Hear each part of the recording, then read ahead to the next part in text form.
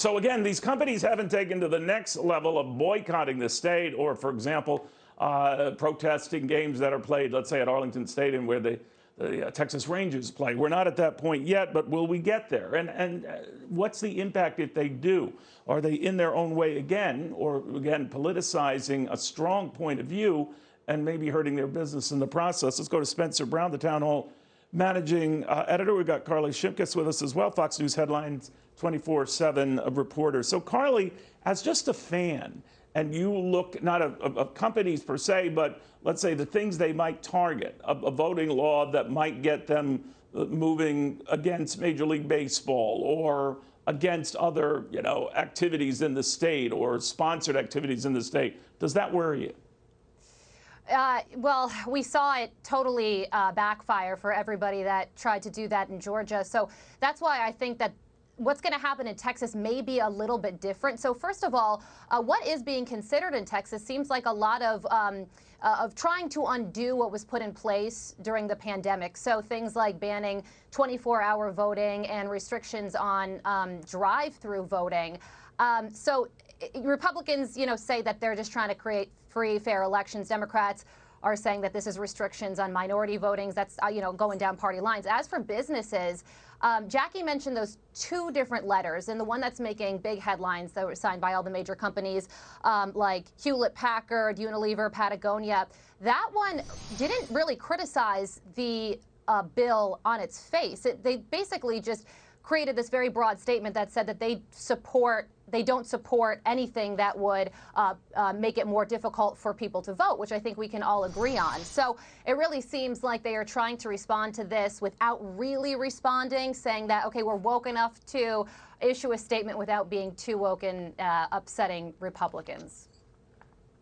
I don't know how this compares to the Georgia situation, Spencer, but again, it seems like a lot of these companies did take the effort to actually read the new rules in Texas and what they'll be about, but they still have this sort of temptation to follow the pressure from the woke crowd, and they don't want to tick anyone off. But invariably, in so doing, they tick everybody off, don't they?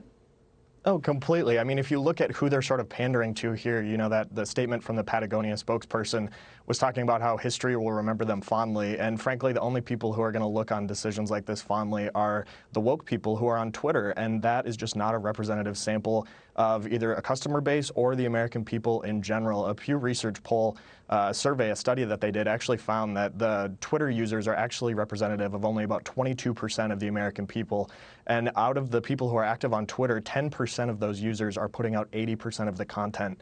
And so trying to appease these people who are just online yelling and, giving the gold star of wokeness to companies who take steps like this are ignorant of reality and what this bill pushes. Texas, this bill, the two bills that they're considering, would actually expand the number of days where people can vote early to be more than is in existence right now in New York and New Jersey. And on those days, they would have more hours in which to vote than states like New Mexico and Maryland. And so if they're worried about voter suppression, if that's what they're going to call things like this, they should be looking at other states where voting is actually more limited than at Texas. Yeah, Carley, very quickly, what draws the line is some form of ID when you go to vote. That seems to get folks riled up, that you have to submit it when you have, we'll call tickets at a theater event or even a baseball game, even dare I say at Arlington Stadium. But that seems to be the real amount of contention here. Yeah, no, absolutely. Voter ID is such a strangely massive issue and something that Democrats constantly push. And I would just say, show me the people that don't have ID. And if they don't have IDs, let's get them IDs. And quite frankly, it's racist to say that a certain group of people are less capable than another group of people to obtain IDs. And you're right, you do need that ID for everything from getting baseball tickets. And I don't see it as something that should be an issue when you're at the ballot box either. Yeah, the same crowd, if I remember correctly, Spencer, is okay with vaccine passports to prove you did have your vaccine, right? So there does seem to be a weird double standard here. Oh, completely. And like Carly was mentioning, nobody says that it's racist to require an ID when you're boarding, an American Airlines flight. You have to show an ID just to check in your luggage or to get your boarding pass when you check in at the desk. And in Texas, a 2019 poll actually found that voter ID enjoys 81% support, including 72% of Democrats in the state.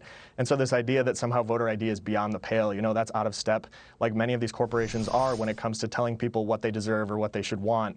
It's just not based in reality of what the people of Texas actually want or think. And it'll be interesting to see what happens. Don't mess with Texas is the slogan. I think it'll be interesting to see what Texas, the state leaders there do in response. Yeah, and what will be the final measure? Spencer, thank you. Carly, thank you very, very much.